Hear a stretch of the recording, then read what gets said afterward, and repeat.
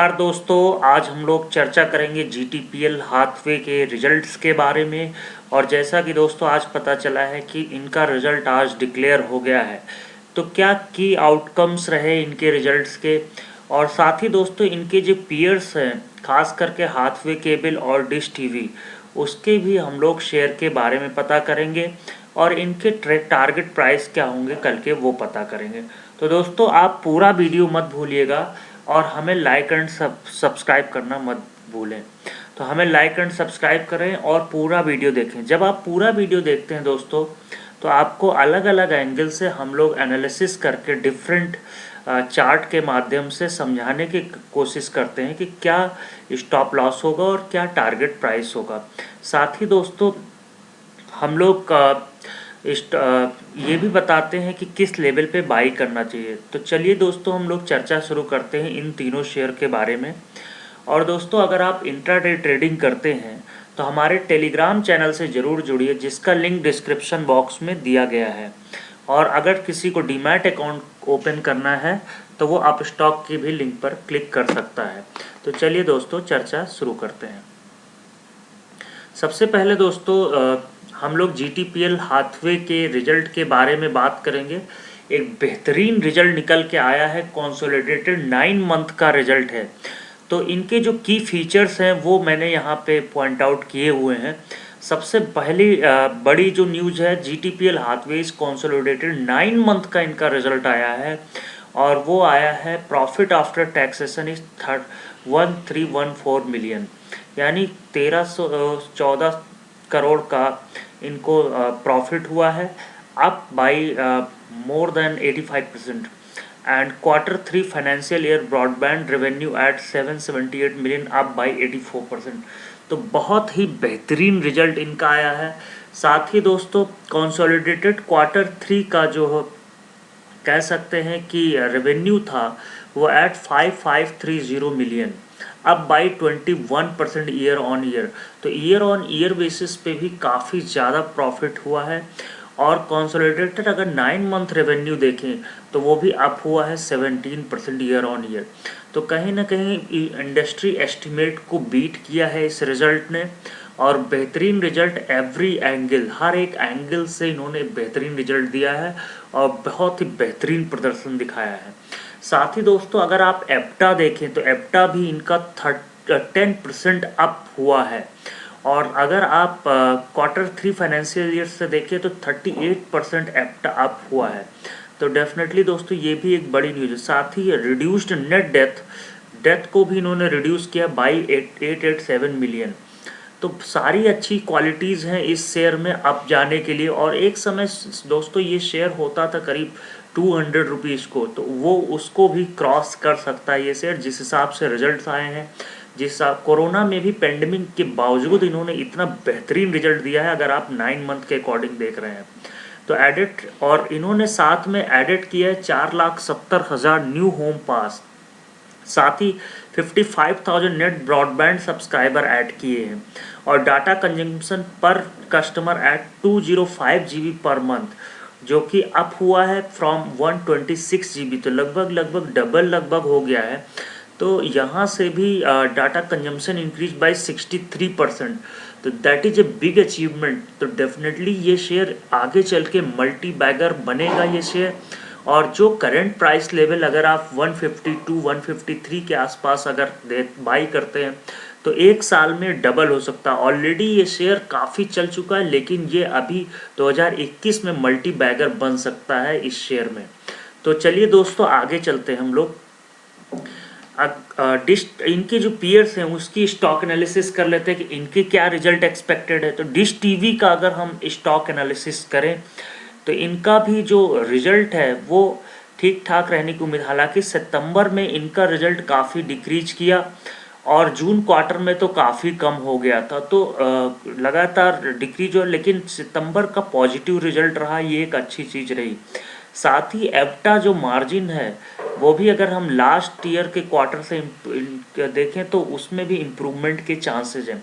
तो इस बार का रिजल्ट इनका डिश टीवी का अच्छा जाएगा, जिस हिसाब से ग्रोथ लग रही है, और एप्टा मार्जिन भी इम्प्रूव होगा। साथ ही दोस्तों अगर हम हाथवे केबल की हम शेयर एनालिसिस करें तो हाथवे केबल का लगातार बेहतरीन रिजल्ट आता रहा है और इनके रिजल्ट्स अगर आप देखें तो प्रॉफिट जो है कंटिन्यूसली इम्प्रूव कर रहा है। अगर आप यहाँ देखें तो जून क्वार्टर से क्वार्टर ऑन क्वार्टर बेसिस पे सितंबर में इम्प्रूव किया और इस क्वार्टर भी इम्प्रूवमेंट के चांसेस हैं। लेकिन परेशानी की बात यह है कि सीक्वेंस जो लास्ट ईयर से है उससे कमज़ोर आंकड़े हो सकते हैं। एप्टा में थोड़ा सा कमज़ोर होने के चांसेस हैं।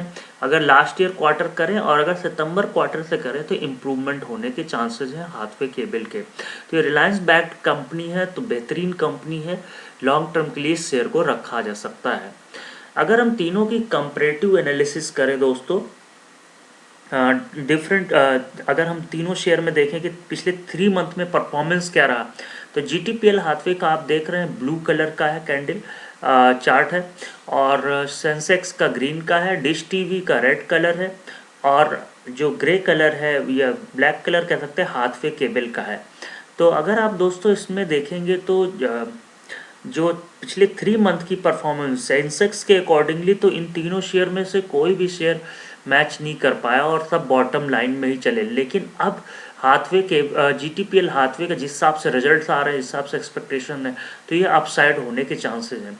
वहीं आप डिश टीवी देखें और हाथवे केबल देखें तो बहुत ही अच्छी परफॉर्मेंस नहीं रही, खास करके हाथवे केबल की। तो अभी हम देखते हैं कि इनके चार्ट पे कहाँ पे बाइंग लेवल हो सकते हैं।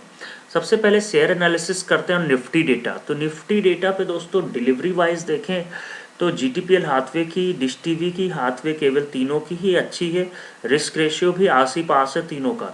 अगर हम वैल्यू वाइज देखें तो डिश टीवी का वैल्यूएशंस काफ़ी कम है, लेकिन जिस हिसाब से रिजल्ट आए हैं फिलहाल अगर शॉर्ट टर्म में प्रॉफिट चाहते हैं तो जीटीपीएल का हम लोग 10% यहाँ से अप साइड एक्सपेक्टेशन कर रहे हैं यहाँ से प्रॉफिट, जिस हिसाब से जिस बेहतरीन रिजल्ट आए हैं।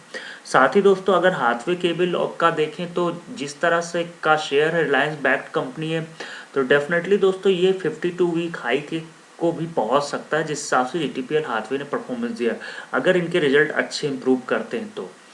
और डिश टीवी में जिस हिसाब से रिजल्ट्स एक्सपेक्टेड है तो यहाँ से ये प्राइस लगभग 50% तक अपसाइड मूवमेंट देखने को मिल सकता है, जो कि 52 वीक हाई के करीब है। अब चलते हैं हम लोग दोस्तों डिश टीवी के शेयर एनालिसिस करते हैं। डिश टीवी का शेयर एनालिसिस करें तो RSI 45 के अराउंड है, वॉल्यूम भी ठीक ठाक लास्ट में आए हैं। तो यहाँ पे अगर किसी को बाई करना है तो 12 रुपये 50 पैसे के लेवल पे बाई करें, वो पिछले 1 महीने का ब्रेकआउट के करीब है। और वहाँ से अगर बाई करते हैं तो वहाँ से अगर आप 14 साढ़े 14 रुपये तक के टारगेट विद इन 1 मंथ देखने को मिल सकते हैं। शर्त है आपको स्टॉप लॉस 10 रुपये तक का लगाना होगा। अगर हम जीटीपीएल की स्टॉक एनालिसिस करें तो जीटीपीएल का हमने 5 दिन का चार्ट सेलेक्ट किया क्योंकि अभी अभी रिजल्ट आया है और शॉर्ट टर्म गोल अचीव कर सकता बहुत ही जल्दी। तो 149 का स्टॉप लॉस लगाना है, करंट प्राइस पे बाई करना है और ऊपर के लेवल पहला जो टारगेट है 162 का होगा एंड देन नेक्स्ट टारगेट जो होगा वो 170 का टारगेट होगा। तो करंट लेवल से हम लोग लगभग 7 से 8% रिटर्न यहाँ से एक्सपेक्ट कर सकते हैं विद इन 10 डेज। साथ ही दोस्तों हाथवे केबल की अगर शेयर एनालिसिस करें तो हाथवे केबल का शेयर काफ़ी ज़्यादा रेंज बाउंड रहा है। अगर हम पिछले 1 साल का देखें चार्ट, ये मैंने 1 साल का चार्ट लिया हुआ है, तो यहाँ से अगर आप देखते हैं तो करंट प्राइस जो 34 रुपीज़ है उसके आसपास ही ये शेयर चला और ये लगभग 50 रुपये तक भी ये शेयर गया। लेकिन जिस हिसाब से क्वालिटी ऑफ द शेयर है, ये शेयर काफ़ी ऊपर जा सकता है अगर वॉल्यूम इस तरह से अकॉर्डिंगली आए। तो यहाँ से मैं कहता हूँ कि अगर आप करंट लेवल या थोड़ा सा डाउन करके बाई कर लें, 33 रुपीज़ पे बाई करें, 27 का स्टॉप लॉस लगाएं, तो ये शेयर लगभग 50 रुपये तक भी जा सकता है अगर आपका 1 ईयर का गोल है तो।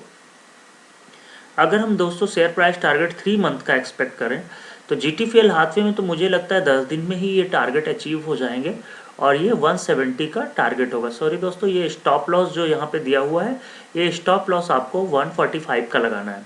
तो जीटीपीएल हाथवे का 145 का स्टॉप लॉस के साथ 170 के टारगेट रखिए। डिश टीवी का करंट 12 रुपये 50 पैसे पे बाई करिए और टारगेट प्राइस 16 रखिए, स्टॉप लॉस 10 रुपये रखिए 3 महीने में। और हाथवे केबल का हम लोग जो है करंट लेवल पे बाई करिए 34 पे या करंट लेवल पे, टारगेट 39 होगा 3 मंथ का और स्टॉप लॉस 31 का होगा।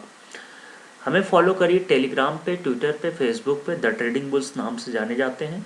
डिस्क्लेमर ये है कि शेयर मार्केट रिस्क के अधीन है, तो कृपया स्टॉप लॉस जरूर मेंटेन रखें और किसी भी फाइनेंशियल इन्वेस्टमेंट से पहले अपनी एनालिसिस ज़रूर करें। ये सिर्फ हम लोग एजुकेशनल पर्पज़ के लिए करते हैं, इसका इन्वेस्टमेंट से कोई लेना देना नहीं है।